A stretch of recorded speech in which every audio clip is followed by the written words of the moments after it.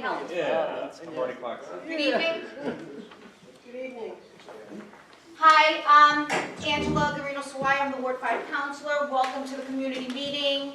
I'd like to welcome Mayor Keefe, Devin from Weston and Sampson, Peter from Howard Stein Hudson virtually, who's going to be talking to us today. Then we have Tom, Elle, and Frank from Planning and Development. And welcome all. Please ask the questions that you need to ask. Use your voices loudly so we can hear them here. And if you can't hear us, please let us know.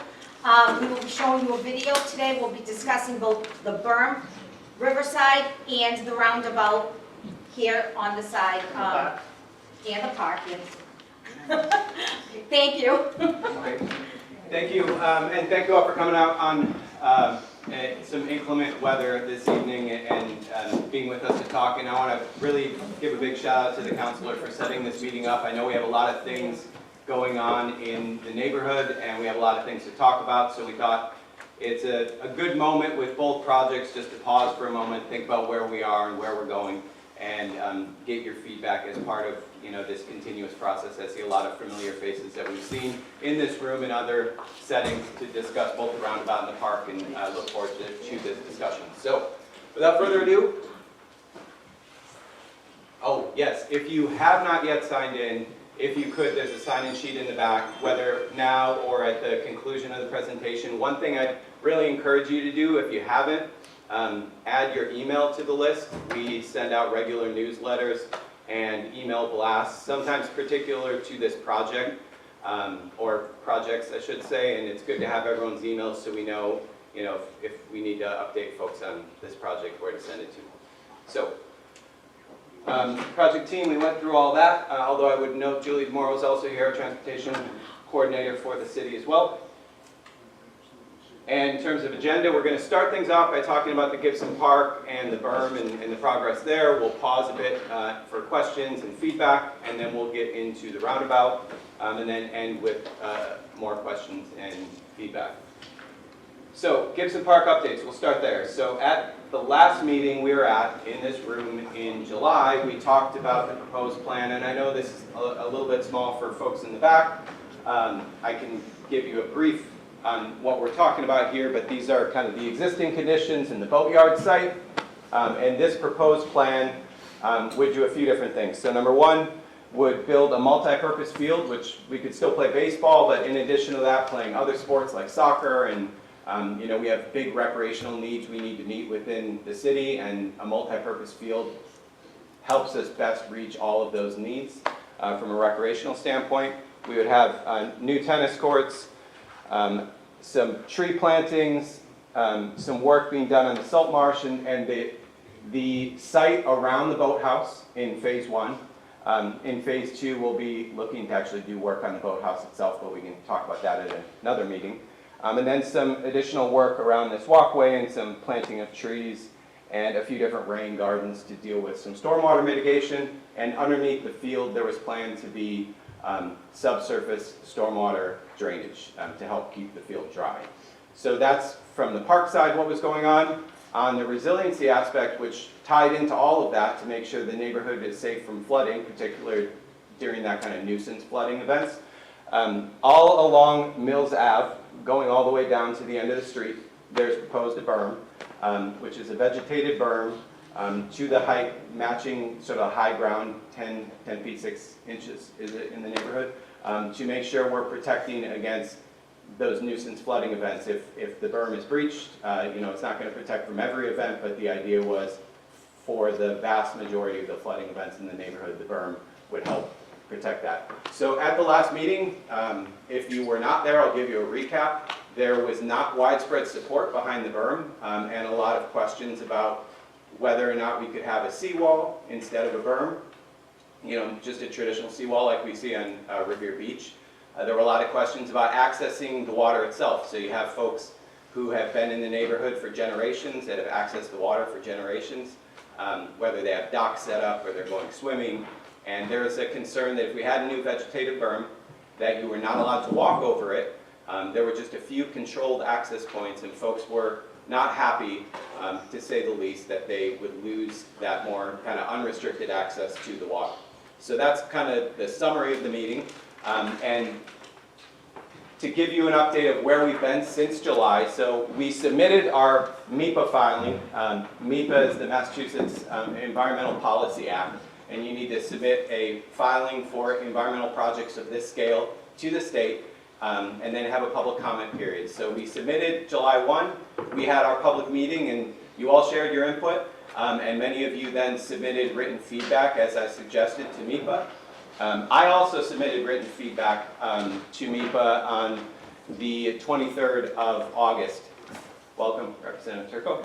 And it's pretty untraditional, I would say, for the project proponent to submit written feedback in opposition to their own project, but that's what I did. And the reason I did that is because I heard from all of you. I heard the concerns about wanting to see a seawall instead of a berm.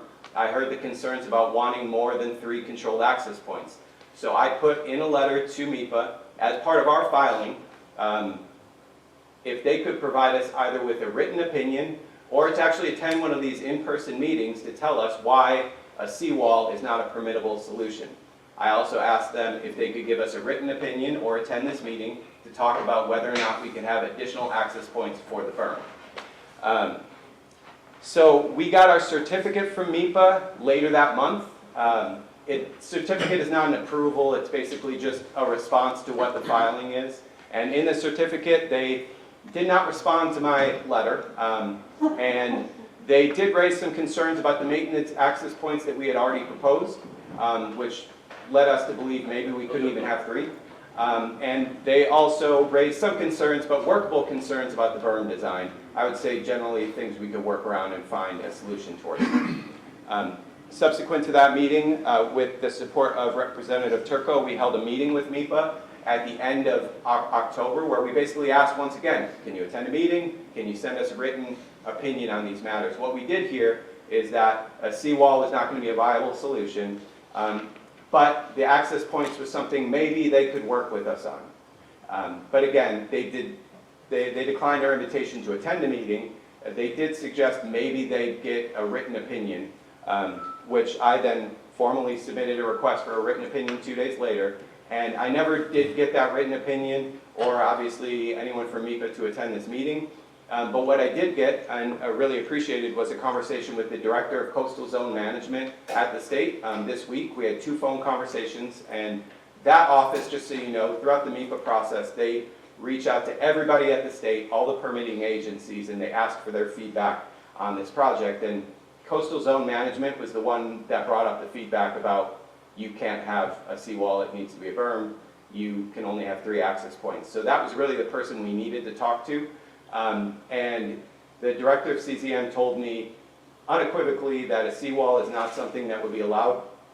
And I raised a question that Representative Turco mentioned, both I think at the meeting in July, but also with MEPA. We've seen other seawall projects in Marshfield and a few others along the Cape, and actually even a seawall project, right, as we're improving the seawall at Revere Beach. And why are they allowed in some places but not others? And she gave me a very simple answer, which I wish could have just been in writing a long time ago, but the simple answer is anything that was already built before 1978, you can repair it, you can fix it, but you can't build any new seawalls from 1978 forward. That's when the state law changed that prohibited it. So unequivocally, there's not going to be a seawall as part of this project due to state regulations.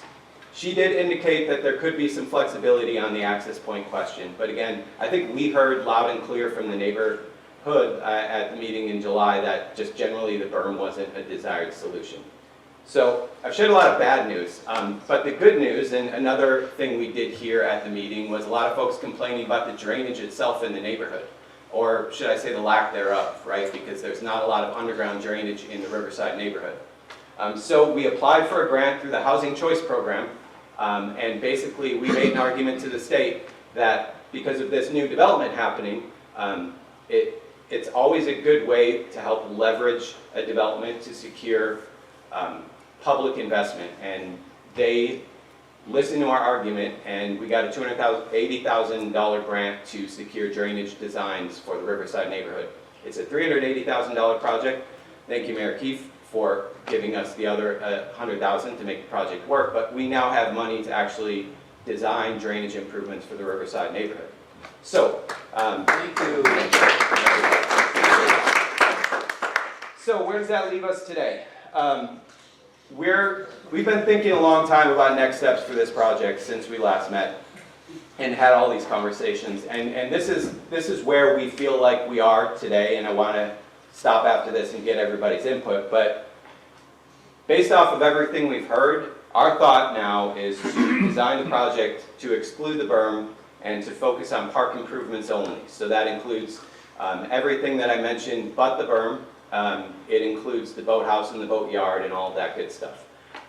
And we're going to have to kind of go back to the drawing board and adjust our designs accordingly. So for example, the subsurface storage at the park itself in the all-purpose field, that might need to be tweaked because there'll be a lot more water coming in those nuisance flooding events, and that will get in and basically clog up the subsurface drainage. So we might have to think of a different design there. And some other things we might need to tweak. So it'll take some time to adjust the park designs, and I think that would be another meeting, frankly, to talk about how that would look. But that's our thought on this design generally, and then secondarily, we want to move forward with the Riverside drainage designs. Once we get the grant from the state, January 1, we'll sign that contract and we can move ahead and do the design work. Then the third thing, importantly, we have $1.9 million for a berm that doesn't seem like people want. So what to do with that $1.9 million is kind of an open question. We might not be able to do anything with it, I'll just tell you that. The earmark was given to us for a particular purpose, and it was funneled into a grant program that has very particular guidelines. But if we can all come to an agreement on an approach, what we would do is figure out if we can do anything with that $1.9 million. I think the most likely scenario, aside from having to give the money back, is we could put that money into the drainage improvements itself, which is going to cost more than $2 million. It'd probably be more like $3.5 million, but we'll flip up some couch cushions and see where we can find the rest of that money. But that's the intended approach, and I want to open it up for questions and thoughts, both tonight and over the next month, to see if folks have concerns with that approach. But I'll pause there for a moment, see if anyone has questions. Yes, sir. In your opinion, is this a good idea? The entire approach was to address flooding. And there were complaints, as there often are. And this entire approach was then simply abandoned because there were complaints. And I'm just wondering what's the sentiment of people in the neighborhood. Like, are you just going to deal with the flooding? If that's the case, that's fine. But it seems counterintuitive that all of this work went into coming up with a design to address a flooding issue, and now we're saying, well, never mind. And I'm just wondering, is that a good idea? Well, I think it's a complicated question, and I, for all the reasons that I had stated, you know, people have conflicting feelings with the water coming in. Many have seen it for generations and expect it, and also expect to have that connection with the waterfront like they always have. Personally, I'd like, if it was my neighborhood, I would like to be protected from the nuisance flooding, but it's not my neighborhood. And I respect that, and I respect the petition that we received that was lengthy. As I mentioned at the meeting, though, and you know, the mayor and I have discussed this quite a bit, when we have those flooding events, when we have issues where fire and police need to respond to emergencies, they do turn to us, and they ask us what we can do and what we have done. And that part is difficult, that part is challenging from a city perspective, because we had at least a partial solution. It's not going to solve for every event, and that is the one area where I'm sympathetic to a lot of the residents who said, what if it overtops the berm? And if it goes a little bit over, we'd be protected. If it goes a lot bit over with or without a berm, there would be trouble. So wouldn't solve for every event, but it would solve for most events. And I don't know, Mayor, if you have more to add. No, I mean, so everyone probably knows Bob. Bob was in a role that he was very close to the decision-making in the city for many years. So I certainly, and now I'm in that role, different role, and I appreciate it because, you know, there's a right versus right. But as Tom mentioned, you know, we even internally, we still weren't 100% sold on this berm. And the reason being is you know, the kind of common thought was having something structural we felt was very necessary. Where this nuisance flooding is a nuisance, but if it wasn't going to protect, if we're putting $2 million into infrastructure, and it wasn't going to really do a lot for the stuff that really messes with the neighborhood, so should we step back, take a look, reevaluate, and then see if there's another course? I mean, it could be a couple of years out. And that was really the thought, and we talked about this. We wanted to hear your feedback, and I couldn't believe it. I thought it was a little bit, originally I was like, no, just a few people don't want it. It's going to, you know, the access points are a little frustrating, or maybe there's some site plans that are frustrating. I thought from the whole we would have gotten different feedback, but we didn't. And it is a small neighborhood, so if that many people were not up in arms, or were that up in arms with it, we just couldn't think it was a good idea to force this down. But the win for all of us is if we are able to find a way to repurpose some of that money to the drainage, because no matter if you live on Riverside, or if you live in West Revere, or if you live in Beachmont, to not have adequate drainage is a pain. And we need to address that no matter what. Like that should have been done many years ago. You have my assurance that will be addressed. You know, we've seen some major water projects over the last couple of years that were for isolated neighborhoods. The Oak Island neighborhood got a lot of water improvements over the last year, $3 million of it. I can't see why the Riverside, it's long overdue. So that's a big commitment we're going to make. Hopefully, I don't know if we'll be able to get it all, but I think with some state advocacy and even talking to the Congresswoman herself, who was really the grantee for this, asking for them to, you know, recycle some of this. I know we're not going to get it all, and put it into the drainage work. And then we're going to have to get back to the drawing board, literally, and the planning board, and start thinking of other ways to solve some of the flooding. I wish it was just a wall. I know I am environmentally friendly, but I sat there with Jeff and Angela and a few other residents, and I wish we had something structural or something steel, something that would actually do some real work. But when we were told no and just stop asking, it was telling. Right? Back. So, I just want to clarify, you said that we got $280,000 in a grant or something for drainage, Planning. correct? And then the city was willing to give like another $100,000 or something? That's right. So, do we have $380,000 to improve drainage, whether or not, or regardless of anything else that happens? Yes. Yeah, so that money will go into designing the drainage improvements. So we will contract with an engineering firm to do that work. And then the work itself, to actually install all the drainage, will be more on the scale of $3 million, $3.5 million, somewhere thereabouts. I know. I'm getting this figure from So, our DPW commission. could we use the 1.9 million to study other means other than a berm?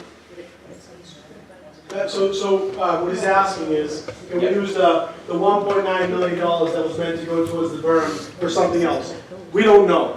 We're hoping that we can ask. We're hoping that maybe even some of it, you know, it could be a hard no, but we're going to ask. We're certainly going to ask. We just don't know. It was designated for this vegetated berm, but it was also designated for some environmental work that we think we can maybe possibly try to get them to bite on.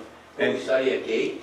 So any type of unnatural barrier would not be approved. And here's what I will say.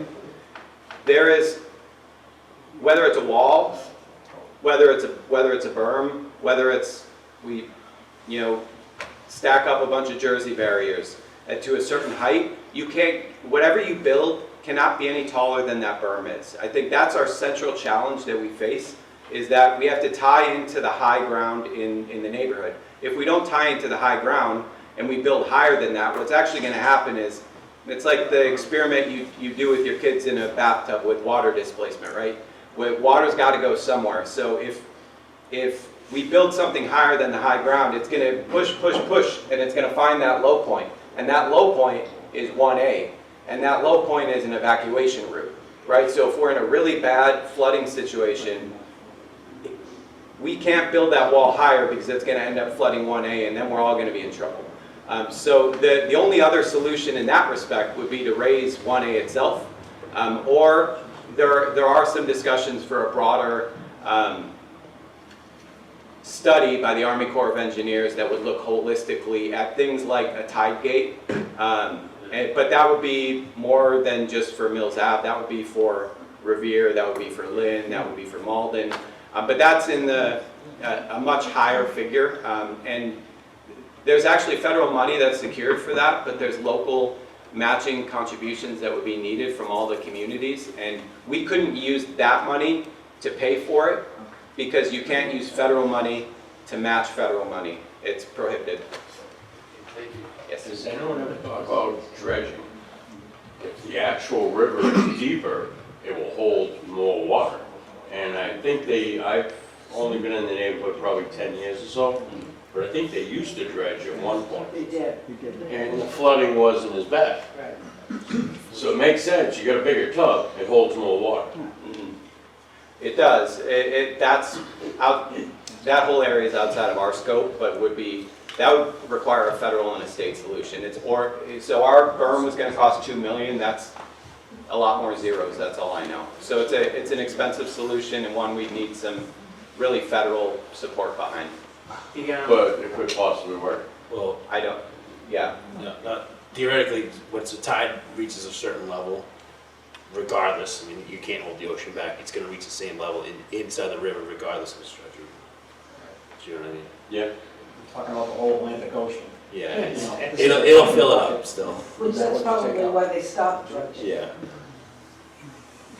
This drainage, would that tie into the new pumping station, or would that be a whole separate entity? That would need its own pump station. So see, that was the whole theory behind this. You kind of need the two pieces to coincide to work together, because one, you need to stop the storm surge from happening, and yes, there might be some splash over, but you need to be able to mitigate that with the pump station and push that water back out to the ocean. Like, So that's serious dollars.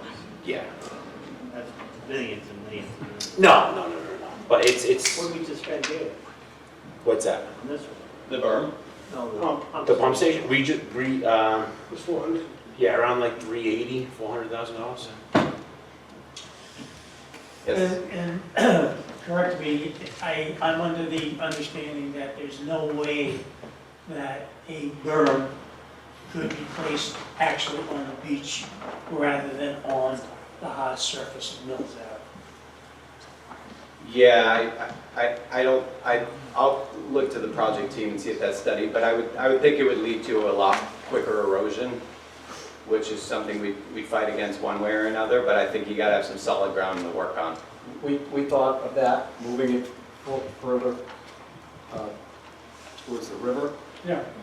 Environmental agencies nixed that because of salt marsh in the area. That little bit of salt marsh that's way You down. can't disturb The salt end. marsh, Yeah, it's it doesn't right there matter. at the base of the toe. But, and there's no way of fighting that. No, No. no, Didn't- believe me. Didn't he just over there, didn't he put like metal slats down in the ground and then like bring cement out to where the metal, like slats yeah. instead of, not a seawall. Sheeting. Sheeting, They were already. and then the seawall, not a seawall, but a cement thing going up to it. It was Why wouldn't you be sheeting able to there do that? I before, mean, like he a just- seawall. Yeah, he It was just, sheeting, so they were allowed to replace it. he just did that next door. If you But- look, when you're coming over the bridge, you Yeah. can see where he just did all that, so that's gotta be legal. Well, that's He just to- did it. Sort of like I talked about before, pre-1978, you can work within an existing structure. I mean, he Post- just did this, Right, but we don't have it already. huh? There's a little He, bit of sheeting. it was already there. He So completed it now. Yeah. he completed it, so, but we do He not have that. added, he added, so you can't tell me you can't add it, because it's on that. I'm telling you that they said we can't, pretty definitively. I guess, again, somebody else can do something that we can't. Can you clarify the relationship between the flooding of 1A and Riverside. Right.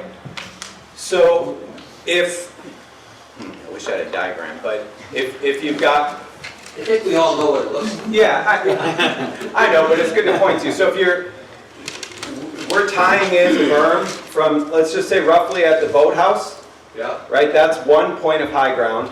And we're going all along Mills Ave to that kind of jug handle there, which is the other high ground point, right? So it's all built, it was all designed at one height, okay?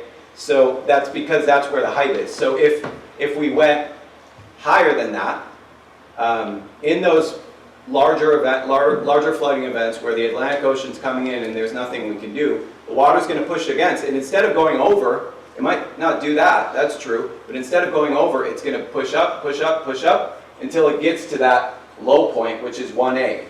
So at 1A is where we would basically, the berm ends, right? So you would basically have overtopping in that area, and it would flood 1A and maybe even parts of the neighborhood too, but just on the backside. I'm sorry, it's Okay. easier No, when you have a visual, I get it. but I hope that makes sense. Yeah, yes. Any other questions? So could the state do something about flooding at 1A that would help us?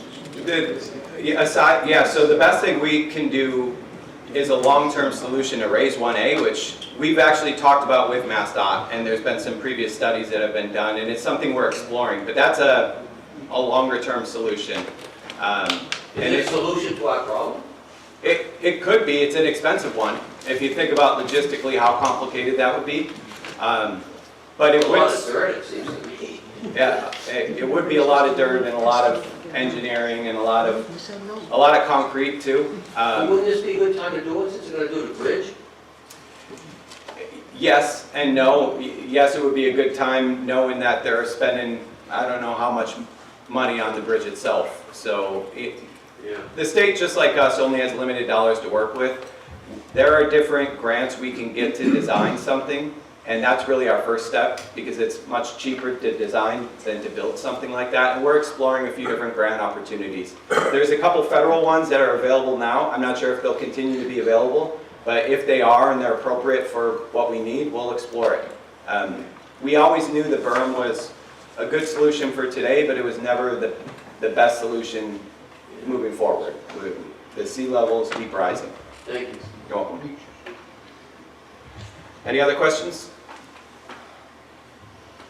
Okay, so what I am noticing is the questions are being talked to me, not being yelled to, like in July, so that must mean there's some general consensus. So here's what I'll say, because I know there are people on Revere TV, and I know there are folks, that weren't able to attend, or maybe because of the weather weren't able to. What we're going to say about this approach, this is our intended approach. If you have questions about the park project itself, please direct those to Elle Baker, and her email's right here. And if this is the approach we take, we'll be changing our designs to the park, and we'll have another meeting to talk about what exactly that means.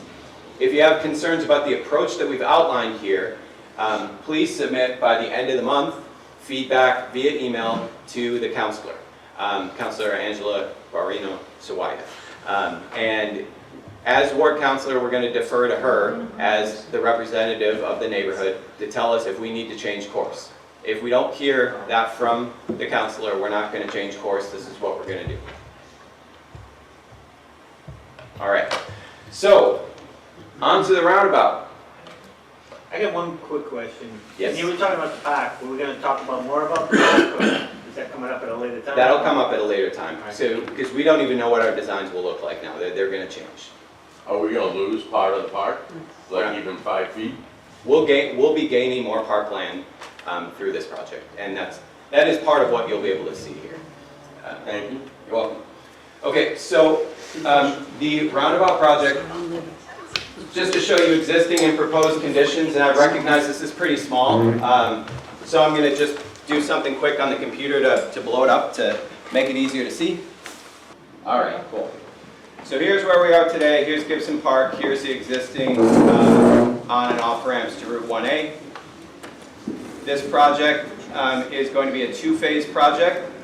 The first phase will be building the roundabout and with access to the Red Gate development. And this is the off-ramp, this is the on-ramp. And phase 2 would then, from that, have an access route to the park itself. And then to your question that you just raised about losing parkland, you can see there's a little bit of parkland that will be used for a road to not just the existing parking lot, but an expanded parking lot. And at least our current plans with the park is to add additional green space, add tennis courts here to replace the one that we're taking away here. So with this land area here, we're actually going to see a pretty significant net increase to parkland through this project. Yeah, but you're taking land away from the tennis court and putting that road there. That's, There is a loss.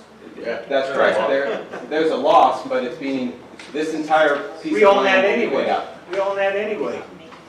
Right, but that's why we So own you're it. giving up the common. And now traffic can go down through the riverside. Okay, so See, Directly off let's- that. Go back to that drawing, can you? Yep. Can I ask a question? Sure. If I'm out of order, right? So what's to keep people, which you see every day on the new exits on the Sumner Tunnel and the new tunnels and everything, where everybody comes around that other exit that you're not supposed to, just like the end of Revere Beach, when everybody's coming to the two lanes, and then they all cut in at the last second where it turns into a one-way. What's to keep all these people that are coming through our city, which we all know is a cut-through city, they're gonna be coming down, they're gonna be coming off through the rotary, and they're gonna be cutting up and trying to cut off anybody that's on 1A in the beginning. So there's your first problem already. Well, Or so they're gonna get out. That's what everybody's What- gonna do, because that's what I would do. here, one thing I'll just clarify. This design, the projector's in my face, I'm not trying to block anyone out. This is an underpass, not an overpass. So 1A is still going over this.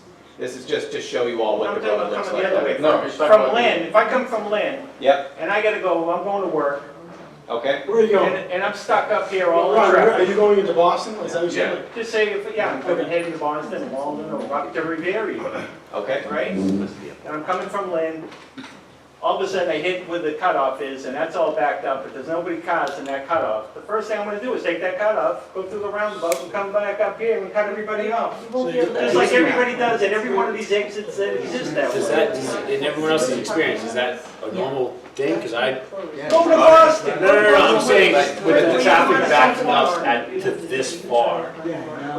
We're gonna be stuck on a friggin' lane. Hold on, excuse me. Okay. Can I ask somebody, Hold on, could hold you on. show me, where is the bridge? It's on, Right, no, you gotta get out of the way so I can see. So, I don't understand, maybe it's me, but I don't understand this drawing. All right, so now you come over the bridge, so let's drive over the bridge, Yep. and let's go to there, okay. So now I know where I am, okay, thank you.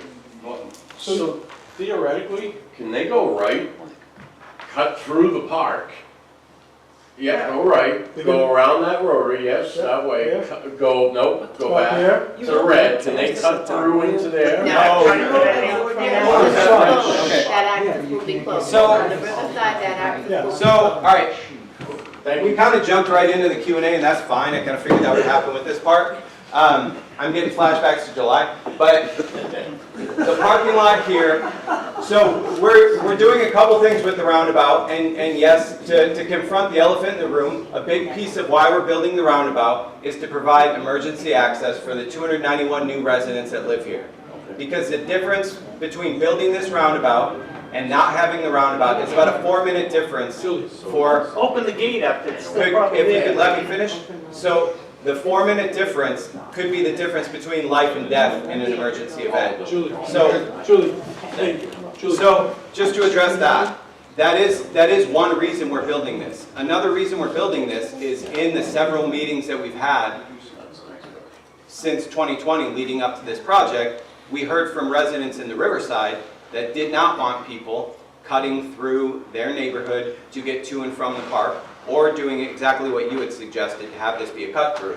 No, So, I'm saying right here is gonna be the cut. right, so at the end here, this park, this is gonna be cut off. No, I'm saying No, the no. other road's gonna be the cut through. I understand your point, but I'm saying the one that you had made before. Aren't you gonna say, isn't somebody gonna say at some point that it's a safety hazard? Isn't that half the reason the fire truck can get into Riverside quicker? So how can you close the park off if the fire truck's gotta get into Riverside? The emergency vehicles will continue to have emergency vehicle access. It'll Okay, be, well, we have emergency vehicle access through the gate over there that we had for the lobster cabin and everybody else. The firemen had a key to the gate. They could open the gate right here on North Shore Road and go across. So that would be even quicker. Go right in, bang, 2 seconds later, they're in there. right, but to access this park, or this development, not quite, right? Ask And- Damien, Damien, when he was building the building, I asked the guy what he thought about no fire station here or anything else. He said it was not a problem. So, I'd love to talk about this project without talking about Redgate. And You know, I- about Red Gate. Listen, I know that's the elephant in the room, but we're gonna reach a Is point. Redgate Gibson Park, is that? I'm sorry, so Redgate is the new development, one Gibson Way. So So, Redgate owns Gibson Point. they own the housing Yeah. development, they Correct. certainly do not own the park, it's a public park.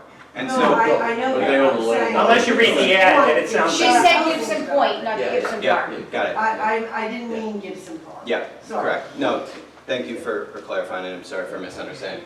But, listen, we are now at the point, I've been here for 2.5 years, roughly, and we've been talking and complaining about Redgate, and I'm not here as a Redgate cheerleader, okay? I'm not gonna tell you that everything they've done is perfect, and their interactions with the neighborhood have been perfect. This is I'm- affecting I- every single but person in this Ron, room's life. Ron, if I could, so Ron, you we're promised now at a me. point It's been approved. where it's not just what Redgate's doing,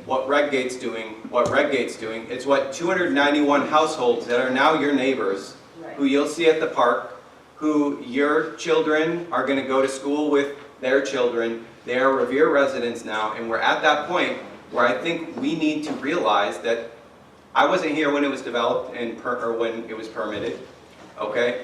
Mayor Keefe wasn't here when it was permitted. Right. In And you know what? fairness, I was here, I wasn't Yeah, there. yeah, that's Yeah, true. but I'll tell you what devoted attention is, because I was on that Zoom meeting with the council people then that were in place about the permitting and about Gibson Point being built and how wonderful the developer was and how much he cared about the community, and that the call really wasn't about whether he was going to develop and that they were going to be condos, which that was a lie. So there's been a lot of I get it. bad information, and so that makes people have a little bit of a bone of contention about what occurred, because we were openly lied to. And I wasn't there for any of those conversations. And I so understand that. all I can say is, like I said, it's been built. They're Yes. now Agreed. folks who I work for. They're now neighbors that you'll see on a daily basis. And I think we need to now reach that point where we're extending that olive branch and we're thinking about that 4 minutes between life and death for those 291 households is a big deal.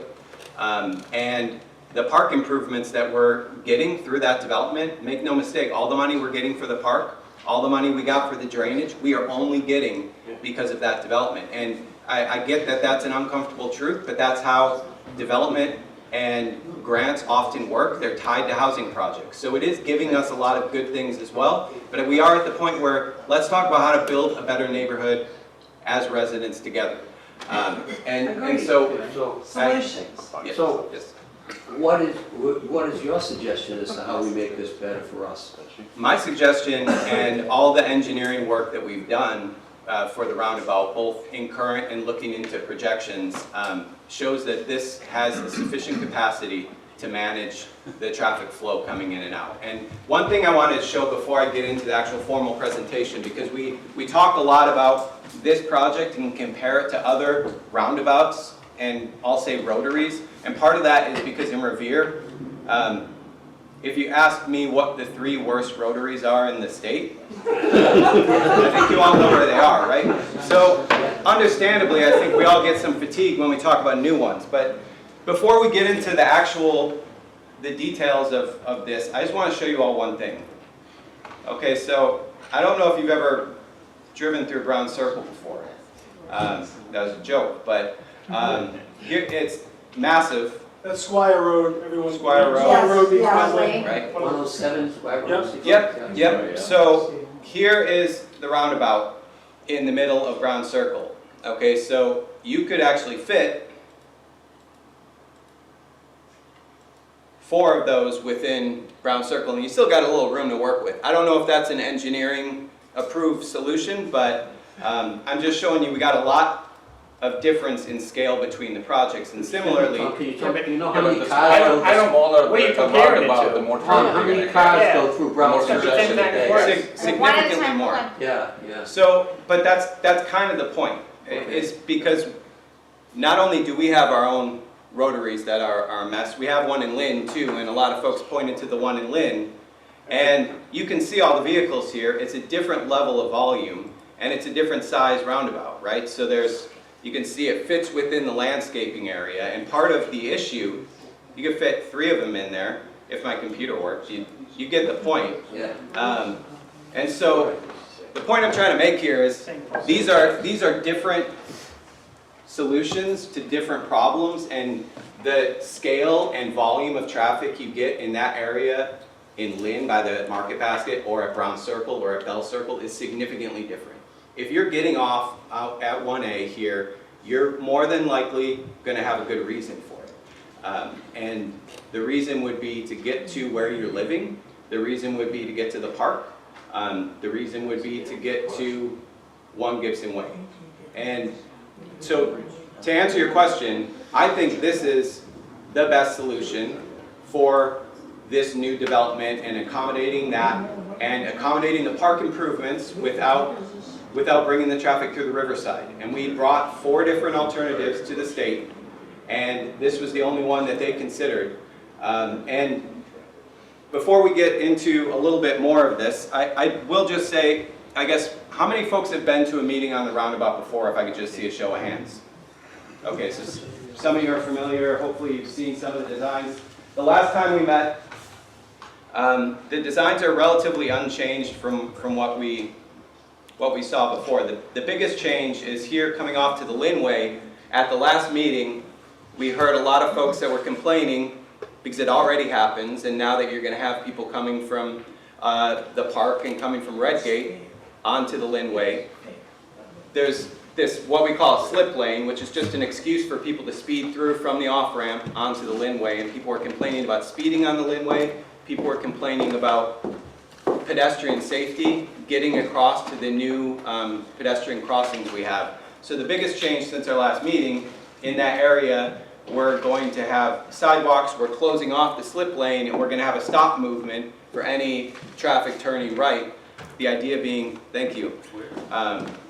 So traffic in that location would then have to stop before they turn right, so they can't just zoom off the highway onto the Lynn Way. So I guess the other answer to the question of it being a cut-through, we're not going to make it easy to be a cut-through. And that's... Which means it's gonna back That's the up. main thing they do every morning, is that's a cut through. So you put that rotary there, they're gonna do the exact same thing, and they're gonna cut through to go to River Beach to get to Boston. So, but that's- you're not gonna hearing, eliminate that. what I'm hearing is they're doing it already. Yes. Right? So we are making it slightly slower. Both, you can't zoom right off the on-ramp, or onto the off-ramp, onto 1A, onto the Lynn Way. And you need to both go through the roundabout, and then you need to get to that stop movement. That's gonna But that same actually, inconvenience for them makes it inconvenience for us to get For us home. too. we can't have it all though. We've gotta make some Okay, compromises. Yeah, but so can I what- ask? what is I have the two questions. gain? I have 2 questions. My question, Hold on. what is the Ron, gain Ron, for the point of Ron, view? we've talked quite a bit, That's one yeah. of the questions, what's the gain for the Ponapine to have that? Mhm. So that's number 1. Can you go back to the drawing? Yep. Please? Yeah, maybe I'll just stick to the PowerPoint. It's a little bit easier that way. Yeah, whatever, the first one you got. And I'll go to phase 2, which... Yes, yeah, okay. So, how do we access the park from the Ponapine? Well, this is, which street do you live on? Lancaster. So if So I'm you're driving like- to the, so if I'm driving to the park, Right, how do I get? So you're up over here. Yeah, This is the Lynn Way. yeah, This, if you were walking, there's gonna be a new driving, pedestrian. driving. So you come up Lancaster, or you go down Lancaster, and then, You go up then you have the left lane. We come Bickford, so we So you can, could go, yeah. you go right here, okay, and then do that. but where is that? Come around, you can come So around is- here, and then you can, if you wanted to do that. This is not gonna be Pat access. Lancaster goes the opposite way. Where is that an island? That's in front of the bread gate. No, this is that Oh, an island? you're talking about this, Yes. aren't you? Yeah, so, So if I'm going to, there is no access for me to get to the park because of that yeah, island is there. that's just this is conceptual to show a point. You're going to access it, that is the intent. Yeah, Yeah, but again, so if you try to access, so you're trying to come this way, go that way and try to, no, so incoming traffic? So you have traffic coming this way and you pass the rotary right here and you're trying to cut through. yeah, so I'll address, these are two different drawings that have been married, and it appears to be a rocky marriage because they're not aligned perfectly. Okay, so imagine this median's not here, okay, because the intent is to take a left turn to get into the park. But your roundabout is on the wrong location. I cannot, so I basically gotta go up that way, stop, then take a left Correct. to an incoming traffic to access the park. That's correct, but remember, So that's more dangerous 200 than what is existing right now. 291 How do you charge the households. park down? Oh, here we go. I go, take the, alright, so I go under the bridge, Yep. take the ramp, and take another right, and back to the park. 30 So that's seconds, you're totally there. safe.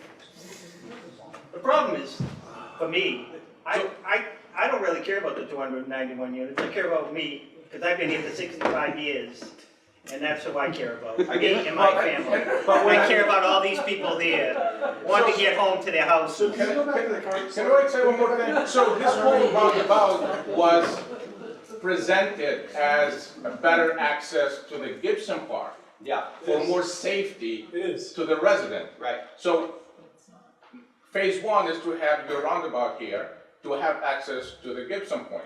Mm. Phase two is to have access to the park. But there is no 90% knowing exactly how we're gonna access the park. So it's still in the phase of planning. Well, yeah, that was part of this is kind of like the July meeting again. Yeah, but right? it's Like, I still can't like- get into the present. So don't believe shit. The whole point is to have a better access to the Gibson Park. That was pushed away Well, to the no. second phase or to the third phase, or whatever it is. Yeah, so So do you I'll see the frustration of people? it's not, so they're gonna happen at the same time. This is, But there's no planning. You have no plan, no design for the access to the This is Gibson what happened the Park. last No. time, they came in with incomplete drawings. so if I could just, I'm not trying to be rude or like, I'm honestly, I'm trying to figure out how it moved from a better access to the Gibson Park to now emergency vehicles to the Gibson Point, and then we're gonna do the Gibson Park later right, on. so that's my presentation, that's why I'm here. Okay. So if you could let me. And so the drawings are done, they're at 75%, so they're almost done, I should say. But there were two separate drawings that were joined, okay? So the median doesn't line up quite well. That's part of it. I know you're also saying the traffic coming from this direction, but the volume of traffic from development of that size, I know it runs in the face of a lot of your preconceived ideas, but it's not significant. Go back So to it. taking a It's left not turn just, it's not from the It's Gibson Point. significant enough that you need gotta- to do So entrance. that's coming from there, from Swampscott, from everybody. Right, but they're gonna keep going this way, they're not gonna go into the housing development if they're in Lane or Swampscott, that makes no sense. But I'm still gotta go against that traffic to go enter the Gibson Point. That road, and- that's his Correct. road that Yeah, goes into so his basically, private but parking lot. But that is so part for of, the solution is to go to basically to the Gibson Point parking lot, then from there kind of have an access to the park. Kind of, That's what I'm, kind of. so the other solution was having an additional leg of But we ground. cannot have four, That MassDOT did not, that was a non-starter, that was about the same as the seawall conversation with the. yeah, and you have that zone is not, Yeah, yeah, so so, you know why people are frustrated, it's because of this, like, the plans keep changing every single time. so, Like, we start leading by the access to the Gibson Point, so the Gibson Park, now it's access to the Gibson Point, now like, we're So- still trying to figure out how we're gonna access the Gibson Park. so the plans, these plans are the same plans we looked at last time, and the situation we faced is, you know, it is a process, but it's one we've been very transparent about. But what I've also been transparent about, and I'll say it again tonight, you're going to have better access in your car to Gibson Park with this than if you could just allow me to not look at one single drawing and make that assumption. So we have done, and in our submittals have additional traffic studies to show that the volume allows for it, and to show that the design retains a level of service, as we call it, that is acceptable, and beyond acceptable. It will get you there quicker than you do today. But I understand why looking at the drawing you wouldn't feel that way. But this is the thing, so you said you have plans, you already guys figured out how you're gonna do it, and how it's gonna happen, but your drawing is not showing it, so.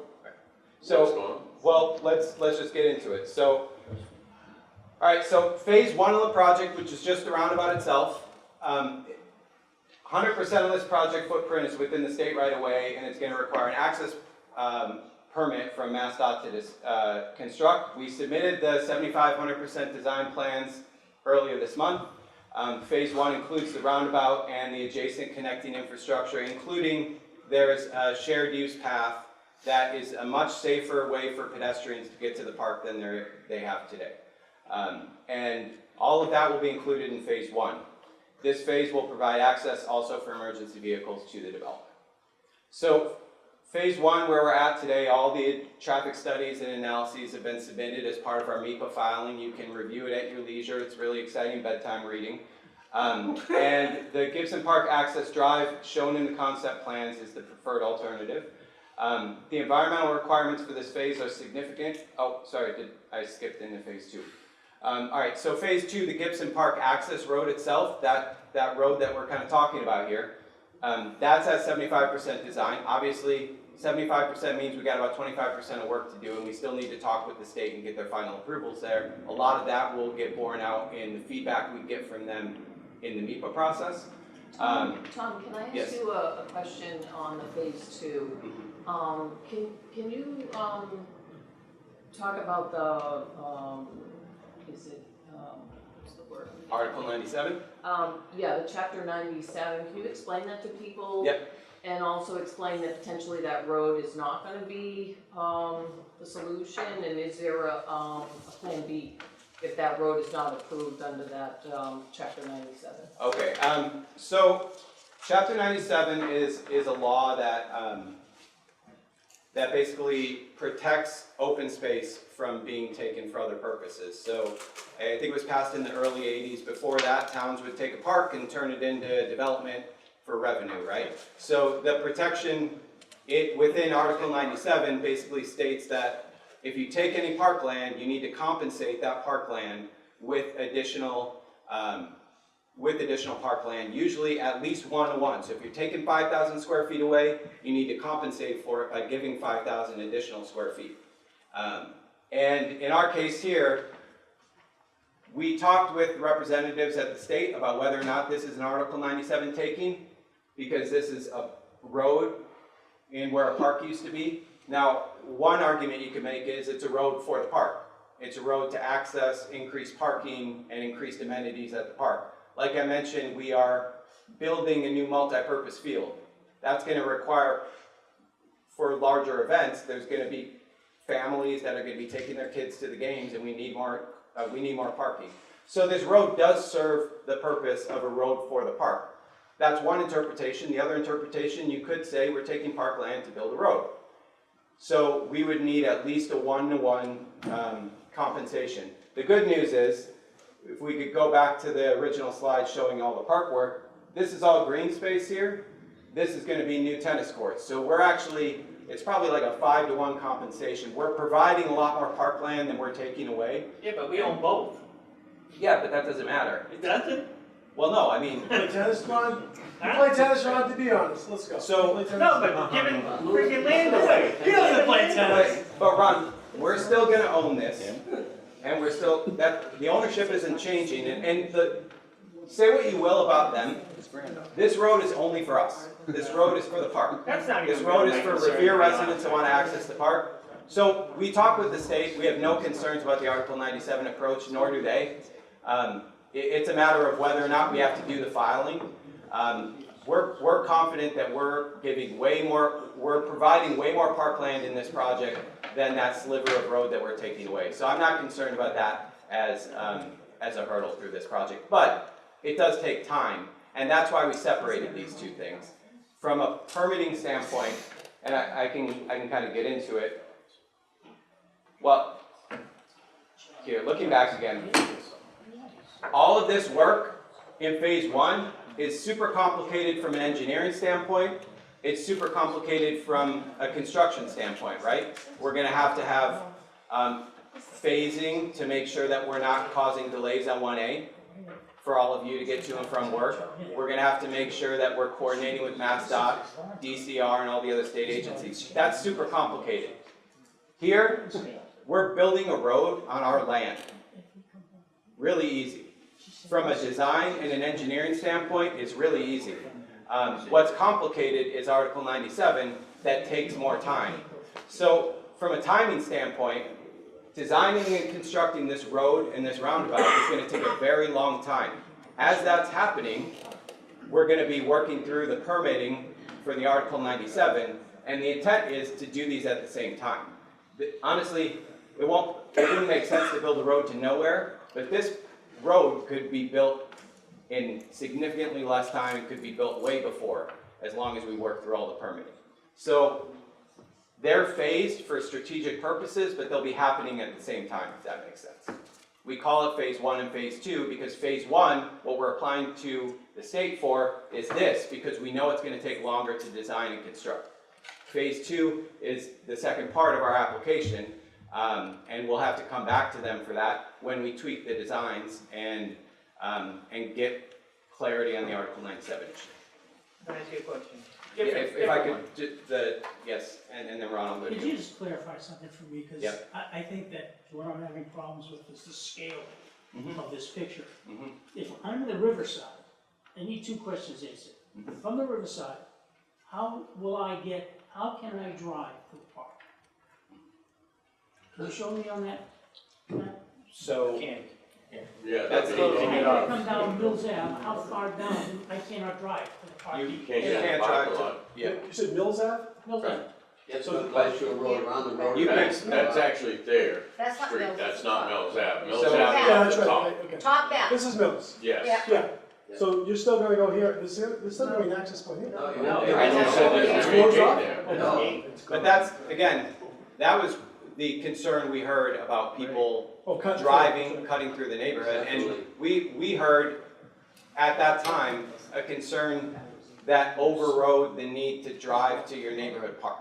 And that was the call we made. So we don't have the traffic coming through anymore, Oh, but we can't get to we cannot drive. No, you have to walk. We have That's, to walk. yep. That's You the can drive to trade-off. Thayer Avenue. That's the trade-off. Now, the second question You is, gotta stick. presently, show me, because again, it scares off me, I'm coming down 1A northbound.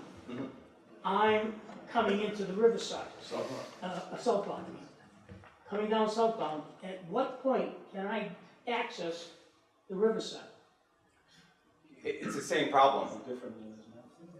Same You know, as it is today. So right now, there's a light. Not right As you now. go over the bridge, there's a light and you can actually take a right, what is that, John? John Ave. On John Ave. John Avenue. Are we still gonna be able to take a right on John Ave when this is all done? Or This we have shows to that go it's all the way going down way to beyond. Jughead? See, this is part of my question, is to hit on where these guys are, where it says Hayes Ave right there, and your on-ramp is coming on Yep. up there.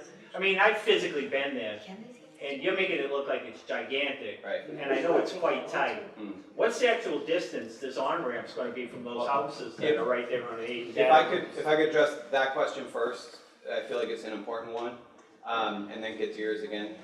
Sorry, Ron. But it's not our intent to close off access to John's Ave. That will be part of the MEPA process, and if that were to change, we would discuss it with everybody and have another meeting. That's a significant change. That's not our intent. Thank Tom, quick question, because I'm hearing people concerned about not being able to access the park from the riverside. Could you have like a dividing line in the parking lot, like some berm in the middle of the parking lot so that a third of the parking I'm lot not is. building any more berms. But I'm being somewhat facetious, but I'm saying if you literally could divide that parking lot so that a third of the spaces in the parking lot could be for people coming from the riverside, and then there's just a divider in the parking lot, and the rest of the parking lot would be for people that are coming from the other direction. So that way, everyone has access to the park via. Put a gate right Well, But then people will be driving down Mills Ave to try to get there. If you build it, they will come. No, don't leave it open. You don't leave it open, one side put in, like you three gotta of- back out. Yeah, no, I'm saying, Three or four in order for you to leave, so in I get theory, your point, if you yeah. divided the parking lot, you came in from the riverside to the park, and you were leaving, you would have to leave back through the riverside. So- Just like right now, if you came in there's through no Gibson entrance. Point, you'd have to leave through Gibson Point. Here's one. But that would limit seating capacity. No, no, you don't want it. You only So if need you have a like big 4 or 5 event, lots. you I have to think, divide people how to I get think to that's the park. something so Flexibility. we got the roundabout side and then the park planning side, and like I said with the park planning, we gotta go back to the drawing board anyway. We can go back to the drawing board and bring that as a thing to discuss at our next meeting, whether or not we could engineer such a solution. It's a compromise. I think it's a smart one. There is that, if you build it, they will come question that you had raised, that is also something that the neighborhood will have to consider. But you gotta make trade-offs, and so maybe that's a trade-off the neighborhood's willing to make. I think that's something you all should think about, and something we should bring to the next meeting. Yes. Actually, this gentleman has been waiting. Oh, thank you, can't see as well in the back, I'm sorry. I want to say a couple of words about the overall project. I'm just brand new. I just got the report. I'm working with the counselor. Let me start with something that I found very, very disturbing. I go in the morning, 6:30. This we have from Lynn, Salem, Beverly, Nahant, Wenham. They come in the morning between 6:45 and 9:15. I don't know how many cars. I'd have to look it up. I'd say 42,000 cars come. 40%. You said, oh, it's a little bit of a thing to get off to the side of the Point of Pines. No, 40% of all those 42,000 cars go down to the Lindway every morning. It happens. And how do you know that? Go at 4:45 and stand at the corner of Delano. You'll see a line of cars going almost back to Oak Island. There's cars, there's thousands of cars. So what bothers me in this project, and I know you're sincere, and it's this, we're taking 42, and if we're coming from Lynn in the morning to come to the Point of Pines, if there's a traffic jam, first question I have, and I'll leave this for comments, what's the service level currently going from Lynn to the boulevard in the morning to get to Wonderland? I think it's A. With this project, the service level, I don't know. I used to do it. I'll have to think about it. It might go to D. Service. What does that mean for us in the Point of Pines? It means every morning from 6:45 to 9:45, we're going to have 200 cars backed up with pollution near the fire station. I don't know. I live on Delano. I don't want pollution from the fire station coming down my street when the wind blows. Well, it's the same way in the afternoon. And the same thing in the afternoon. The afternoon, we can't do anything. All right. So you have a blinking light at the end of the roundabout. A person that wants to cross. In the 6:45 to 9:45, it's already jammed up. When a person wants to cross to the park, that's going to be backed up all the way to Commercial Street in Lynn. It's not. It's. I think and my final concern, and I'll talk. We hope we have another meeting. We're doing all this. We're taking 42,000. If it ain't broke, don't fix it. We got 42,000 cars that are coming through us. In the evening, it's bad. In the morning, they sort of get by. You can go to the corner of Chamberlain in the morning and not be insulted. They're going by. They're moving. We're gonna make a situation where traffic service level A becomes service level D. And why? This bothers me. It's about what do you call it? What do you call this? Where we have poor people. It's part of the system. We're worried about how many people go to Gibson Park. I know you're going to approve it. How many cars go to Gibson Park every morning in the weekday? 3. We're going to take 42,000 cars and put them on the altar of 3 cars that go to Gibson Park. It boggles my mind. That's my comment. And another thing, one final comment. This This project never would have been thought of if it wasn't for that new Gibson Point project, let's face it. Why do we need that project? They built the project, I know Mr. Kiley, I was here 35 years ago, I was fighting Mr. Kiley. I don't know if anybody's still here from the Pines Association. I've been here a long time. We were fighting, Mr. James and I, we were fighting Mr. Kiley on 190 North Shore Road, and he won. But Mr. Kiley, in all his anger, and all his arrogance, never asked for a turnoff from North Shore Road into his thing. You go up to the jug handle and come around. If you go to his project, 190, he's a mensch. I don't know how you say that in English. He's a mensch. He did what he's supposed to. This man wants to take 42,000 people on the altar of his project. He can go around. And as far as the fire, as far as the emergency vehicles, I just started this project last week, so I might be crazy, but you can listen to me anyway. And I won't talk more than another minute. The other problem is, you talk about the emergency vehicles to get to Gibson Point. I have an idea. We don't need $12 million for that, whatever you're spending. All we need, the simplest thing I think of, maybe it's a start.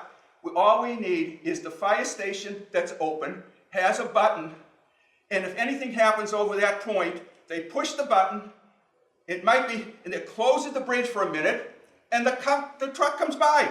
It would cost you $20,000. You have a button that stops the traffic coming southbound on 1A for temporarily. They put the gate up, and then the fire truck comes, and as soon as they get in there, they push the button up. That would cost $10,000 instead of $10 million. And, I think that's what Ron is saying. and that's right up there with the seawall. Talking to the state about something like that. And I know people had proposed building a driveway from the existing off-ramp that could be used for emergency purposes, and that was pretty soundly rejected by the state. And I'm not sure I would say it has sound engineering judgment behind it. Tom, I don't know if you've ever noticed it, but on 1A, there was the barrier between the two 1A North and South. That was just closed. That used to be a removable barrier. So if they did put a set of lights there in the fire station, the fire department had to get there, all they would have to do is push that button and take the left turn. Cars would stop on both sides and they'd be able to get in there. But that thing was open and they just recently put a stationary one there. Within the last, I want to say 4 months, it was made into a stationary, but the thing used to open this way. Well, For GJ, for emergency, when GJ had to go in and out. so I don't feel very confident that a solution like that would be, again, this is on Mass DOT property, it's within their jurisdiction. But this is kind of like our conversation about the seawall, in that this is an opportunity through the MEPA process to submit your feedback to the state. And you could direct and be as specific as possible with your feedback. And as part of the process, they don't only respond to our filings, they respond to every comment letter that's submitted. So I would recommend you submit concerns to that effect as part of this filing. Isn't that more for environmental? It started as environmental. It doesn't really care, they don't really care. If you're complaining about the project itself, they don't care. They have all the state Devin, you want to talk about the MEPA process a little bit? Yeah, absolutely. So the MEPA process, it's a little confusing, but it's not a permitting process, it's a review process. So what MEPA seeks to do is get comments from the local folks as well as all state agencies. So when a project comes in, they reach out to everyone in the state that can possibly be related. So that includes folks like DOT, things along those lines. Like DOT submitted a comment letter on the last E and F submission because they had comments. And so what happens is then those comments get shuttled back and they have to be responded to as part of the process. So there's not a permit that's issued, it's quite literally a conversation. MEPA's whole job is to facilitate a conversation to make sure all comments are heard and responded to make sure the project is permittable in the future, but there's no permit issued as part of MEPA. It's a bit of a strange process, but it's quite literally a comment clearing. And so MassDOT will respond to your comments as directed about this particular issue. At the same time, we need a permit from MassDOT. So if they felt we could do something different, we'd hear from them. But again, I'm not very confident on that approach. So if I could go through the rest of this. And then What about my question about the distance? Your question about the distance, could you repeat it? Yeah, if you go back a little. the Hayes Ave, where it says Hayes Ave right there, and there's those houses. Yep. When you're physically standing there, that's very tight. I mean, the highway's right here and the houses are right there. So how close are you getting to those houses now? So now those cars, those houses are gonna have all those cars going right up in front of them, right? So, The ones right, basically right where it says Hayes Ave. yeah, I mean, that's very deceptive drawing. I agree with him. Your drawings, just like his drawings for his building, and I know you don't wanna hear it, but this, I noticed this back when this originally drawing came out. That space between Hayes Ave and your on-ramp, it's just not realistic. It can't be. I've seen it. It's definitely not. It's not even Right close on to top. it. it's to scale. This is to scale, so, I mean, There's that's a where buffer. my problem lies. is right. These drawings just not reality. You know, you're just not showing us real stuff. You know, and everything changes, like everybody's complaining that everything changes. But And things aren't to scale. How anything can that- anybody make a comment? Anything that's changed, I've talked about with the neighborhood. I understand not everyone's been at every single meeting, I respect that, but we're trying to catch everybody up. But we've talked about every change. These drawings are to scale. They're done by our engineering firm. Oftentimes, they might seem closer in real life, but there's quite a buffer there with the trees. Can I ask one more question? I don't know if this is gonna be tonight. When are we gonna talk about like the detours and the time frames and Okay, where the so, detours are gonna Before we go? go to that one, So, can we go back to detour. how we walk from the Point of Pines to the park? yeah, of course. So detours, and then I'll answer walking from Point of Pines to the park. But just during construction, there'll be 9 total 8-hour working shifts anticipated where traffic will be diverted through a detour. These shifts will be non-sequential and overnight to minimize impact. Because as the gentleman suggested, there are quite a few cars coming down this road. We want to minimize impact. We would schedule road work in the evening where possible. With the caveat that the next time we meet about this project, in all likelihood, will be leading up to construction, where we're talking again about what the phasing and what the construction sequencing would look like, and that could be part of the conversation with you all. Tom, when do you You're not see gonna this hear starting? about that the day before. When do you see this starting?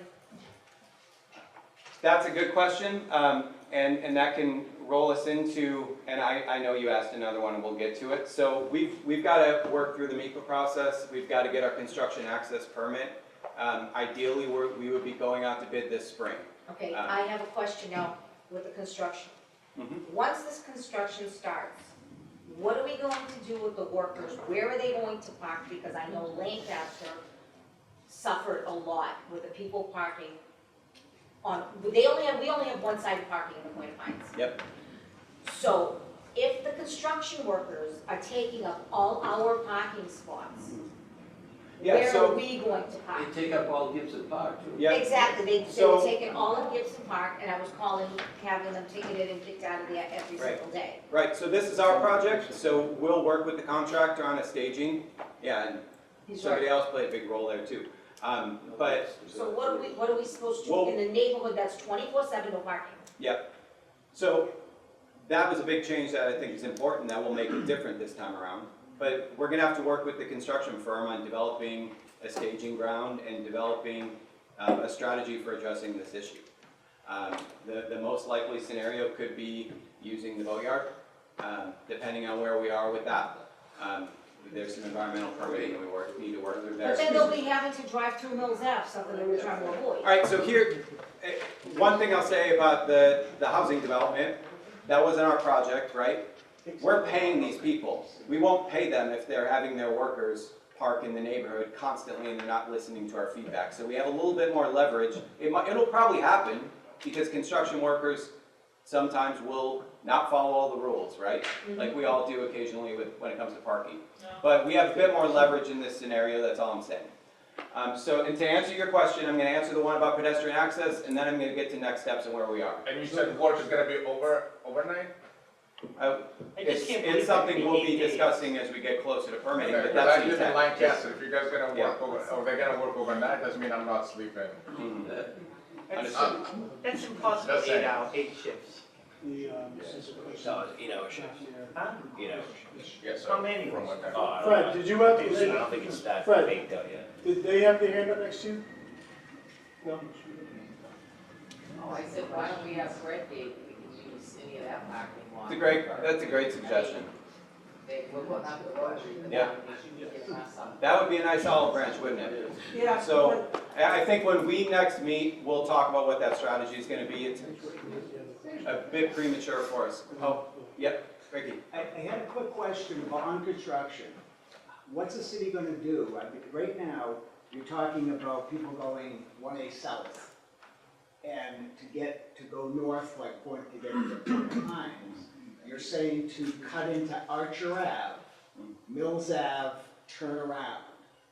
How is the city gonna prevent traffic from taking all the side streets to take the same route During construction, during construction? I think that's something we'll have to take into consideration and we'll discuss at the next meeting. A big piece of this will be the contractors responsible for putting together a staging and a phasing plan that is in consultation with DPW and our city engineers and police and fire. And I don't want to speak on behalf of everybody, but we're gonna put our heads together to make sure we're avoiding those unintended consequences. That's the best answer I can give you today. Isn't there now no right turn between a certain amount, I certain just time have during a the day question. and is that Bus stop Yeah, How- how's remaining parking? where it is on the Linway? It is remaining where it is for the time being. Right. There's been some discussion about the bus network redesign, which is a big shift in the way the buses are operating. Phase 1 kicks off in 4 days, but that's gonna be on Broadway. This, I think, is phase 4, Julie? Yeah, then phase. So that bus stop's there for the foreseeable future. Tom, I had the second part of that though too. So in other words, people are gonna be cutting in and out of the Riverside. Also, what is the plan for removing the soil from the boatyard in conjunction with the timing of the construction of the rotary? Are we gonna like just be a shit show, to put it bluntly, in the Riverside? Yeah, so from just a standpoint of project complexity, we're just shipping a bunch of soil out. It's not gonna be, At the same time as that? I would hope not. And I think Well, we're I hope not either. gonna have I'm to, asking you. we're gonna have to be coordinating the timing on all that. It's premature to say because we don't have the approvals on the plan to do the soil removal, and we've applied for several grants to get the money to do so. It's early to say. I think when we next meet, we'll have a better idea of where that Well, stands. will there be multiple meetings with the Riverside regarding that during, before it's all of a sudden everything happens? Yep, that's what you're not gonna, the construction won't start without you knowing about it and us meeting to talk about it in advance. Thank you. Yes. It seems to me that if during the construction, we're gonna allow these people to park at the boatyard, we should charge them. Like, for instance, when they were building Gibson Point and all those construction workers, every day were filling up that parking lot from 6 o'clock in the morning until 3 o'clock in the afternoon. So We didn't make a nickel off that. we'd be charging them though, and then they'd be charging us for it because we're the client. They'd be working for us. So, And you did mention that. And we don't give free parking. No, you Come on. mentioned that was a possibility, but no matter what project, this is a project, whether or not we're using state funds, grant funds, we're the oversight of the project, DPW, all of our planning team. So whatever it is that we put out to bid, of course, anything that they're charging us, we're gonna say, hey, we wanna do it, we're $1 million. They're gonna say, oh, you need to charge parking? It's 1-1 now. So yes, it would be nice, it would be cool, but that's obviously not gonna be feasible. We maybe could have went at Gibson and said, hey, you gotta do a little bit more for us. We didn't. And we were just kind of like, let's get going, let's get the nuisance out of the neighborhood. And we still dealt with a lot, and I know you all dealt with a lot, so I understand why there's a lot of, some gun-shy people here. But this project, as Tom has mentioned, we have a lot more control over. And any construction project, especially roadway construction, is gonna be a disruption. I will never pretend that that's not gonna happen. There'll be disruption for a period of time, just like when we're doing gas work, just like when we're doing the fire station right now. It's gonna be no different. The hopes is we can get it all done, do it right, and then we'll never really have to talk about this much more again. And yes, It don't work. there'll be future things. There'll be future things like Brownsfield money that we're looking to do to get some of the remediation of the soil over there. That's a whole nother project, which again, we're glad we're able to do for the betterment of the neighborhood and the future of the environment over there. That we probably wouldn't have done, without this project. We took over the boatyard, And of course, now we find there's a lot of bad soil over it. I mean, we knew that going in when you have a old boatyard. It almost says bad soil next to boatyard. So, last question, then I'm gonna get into feedback. So, how will residents access the park versus how they do today? So today, you walk on that very thin, narrow sidewalk under the underpass as cars are streaming through, the 40,000 plus that the gentleman had mentioned, although I think it's a lower figure, it's a lot of cars. And you get to a cut through here. So what we would now be doing today is having a shared use path that is separated from the roadway and quite significantly buffered.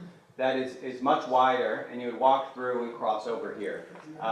And so it does introduce one crossing where there wasn't one before, I'll admit that. But I have three young children, and two of them that I move around in a stroller. They're 2 and 4.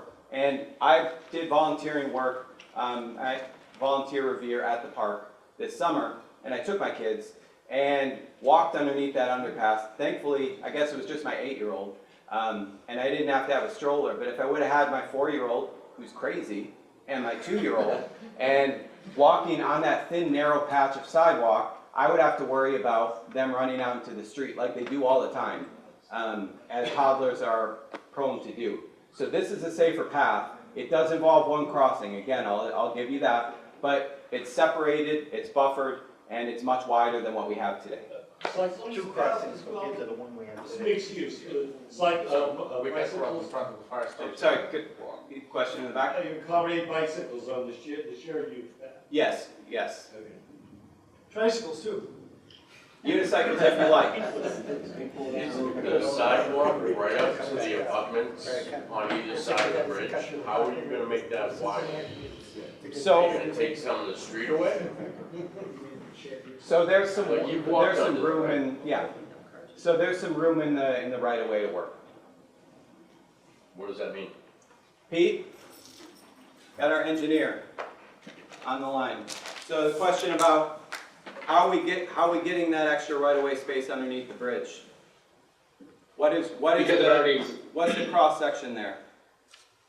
Yeah, so that space already exists, and there's the roadway that is beneath the bridge. We're taking some of the, let me pull up, oh, you can't see my screen. We're taking some of the existing paved road that is striped accordingly, and the lane width, the driving lanes are not changing in width at all, but there is some extra space under there. If you go from abutment to abutment without damaging the structure, we're gonna add a wider sidewalk based on some of the existing grass area, some of the existing hardscape that is, and some of the paved area that's marked with like a gourd pavement marking area to just kind of tighten it up and give the same driving room for vehicles, but then expand the width for pedestrians and cyclists. And I also do want to mention that we're improving the lighting under that underpass as well, so it'll be a better lit pedestrian path of travel during early morning or in the evenings. Thanks, Pete. So what he's saying is they're gonna widen what's underneath the bridge? We have room to work with in that space, yes. Yeah, so if I'm thinking right now, so the bridge, you got the bridge and you got the road, and you talked about the narrow sidewalk. So how we? There's a median there too, correct? Right, Yeah. that's That's a existing, sliding one. but that's existing conditions, so. So what are we saying is we're gonna Basically, where are you gonna go? where that space, that's what I'm asking, is just, Right. are they gonna get into the structure of the bridge? No, it won't be a structural thing at all, no. It's all on the roadway. It's, It'll be all on the yeah. roadway. And the right of way, really. So it'll all be within the right of way still, but we're So not, why we're not can't touching we, the structure. so, just a suggestion, Yeah. so why can't we move that to the other side and just have them cross in front of the fire station and? And then go like Yeah. they used to? Yeah. So, And then you cross one time. the rather than danger, and Pete, you can, if I'm wrong here, step up, but this is an acceleration lane to a highway, and crossing there is much less safe than it is here. Where you have the roundabout movement, where not only sight lines are better for the pedestrian, and they're slowing down as they're going around the roundabout. So it's a safer crossing, long story short. Am I right there, Pete? You're right, it's safer for pedestrians and for vehicles, because having a vehicle stop where that pedestrian crossing would not leave enough distance to reach merging speeds as they accelerate up that ramp. Thanks, Pete. All right, so we'll get to the end here. I know we're here a bit past, and I think we got a bomb cyclone outside that's about to hit. So public comment period with MIPA is similar to where we were with the berm and so forth. The public comment period will run until January 10th. The public comment portal is on the MIPA EA website. If you click on that link and you search for the project name, Route 1, you can find all the details of the project itself, and you can submit a public comment through that form. So between that and this, the park improvements that we talked about before, there's plenty of opportunity to add feedback on both of those, both for people that are here and people that are watching on TV or people who aren't able to make it, if you could spread the word. But that's where we stand right now with these two projects. Happy to take any other questions after we wrap things up here with folks that might have them. Devin? Tom, can you just add that if you were to go to this website and search as well, you can also download all the documents that were part of the E&F submission and the ER submission. They're free, easy to download right there. Just searching again, Riviera Route 1A, it should be the only item that pops up. And this presentation will be on our website tomorrow morning too, if people want to see that as well. I have one quick question. The park, who's deciding what's going in the park? Are there gonna be swings? I mean, is there like a suggestion sheet that everybody's filling out? I know you say there's a multi-use field, that's Right. nice. So I think Al's gonna be, Al, you're the project lead on that? Yeah, we're not, the actual playground itself isn't changing. Okay, so what, is like. So it's everything- just the size of the field. I heard like the baseball field's gone, so we're gonna have swings, we're gonna have. So the Multi-use. the park space, so you're saying the park space isn't gonna change also, Not you gonna want a change. field? No, The the top playground lot is is, gonna the change. top No. lot, The field is gonna change from the baseball field. Are we gonna have to like basketball multi. courts? To a multi-use field. Yeah, we're gonna have basketball courts, we're gonna have there's, swings. right now, there's a half court that will remain. Half of the tennis courts will remain. The other portion will be shifted to the 29th ARM location as an extension of Gibson Park. And the tot lot itself, where it's fairly new and has just been resurfaced, that's not gonna change at all. So what we're trying to do, what the goal is we have a small practice diamond now, and that would be expanded to offer an additional recreational programming, because there's a high demand for that, and we don't have enough fields to support the demand for youth sports, organized sports, soccer. So a multi-purpose field will allow for much more programmable for the youth and for people of all ages that are engaged in organized sport. Thanks, Al. Thank you. So yeah, we'll have another meeting to talk about the park once we sharpen our pencils, but we've met quite a bit on that. And then with the roundabout, once we bid it out, we'll be coming back to talk about construction schedule and all that, provided we're working through all the permitting. So there'll be plenty of opportunities for feedback on both of these projects over the next month, and then in the coming months, probably into spring, look forward to another invitation from us to meet to talk about this stuff further. So thanks again for coming tonight. I'll stick around if anyone has any other questions for a bit, but appreciate you taking the time. Thank you. Thank you, John.